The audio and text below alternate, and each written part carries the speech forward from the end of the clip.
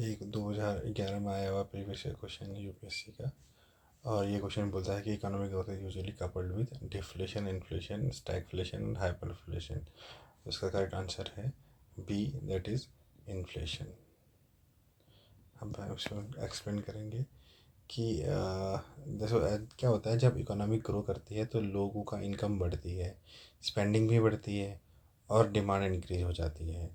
अगर demand productive capacity से ज़्यादा फास्ट बढ़े तो प्राइस भी बढ़ने लगती है। इसी को इन्फ्लेशन कहते हैं, है ना।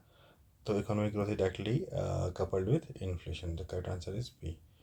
लेकिन अगर इकोनॉमिक ग्रोथ प्रोडक्टिव कैपेसिटी से बढ़ने की वजह से नहीं है, जैसे फैक्ट्री एक्सपेंड हो रही है, प्रोडक्शन बढ़ रहा है, तो इन्फ्लेशन नहीं होता। और यूजुअली ग्रोथ के साथ डिमांड ज़्यादा बढ़ती है, इसलिए इन्फ्लेशन कॉमन आउटपुट होता है। तो ग्रोथ के साथ क्या होता है, इन्फ्लेशन, मतलब ये कॉमन आउटपुट होता है, क्योंकि ग्रोथ और डिमांड ज़्यादा बढ़ती है तो ग्रोथ, तो इसलिए इन्फ्लेशन कॉमन है। ठीक है। अब उस इन्फ्लेशन का मतलब क्या होता है? इन्फ्लेशन का मतलब होता है गुड्स एंड सर्विस के प्राइस लेवल का इंक्रीज हो जाना। और डिफ्लेशन का मतलब क्या होता है? डिफ्लेशन का मतलब होता है कि प्राइस का गिरना।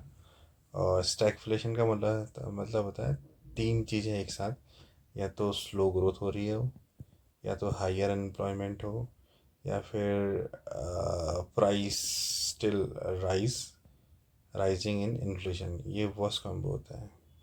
प्राइस स्टिल राइजिंग, इन्फ्लेशन में भी प्राइस राइज कर रहा है। तो ये क्या हो गया, तीन कंडीशन हो गया। ये हो गया आपका स्टैगफ्लेशन। इसमें तीन कंडीशन क्या है?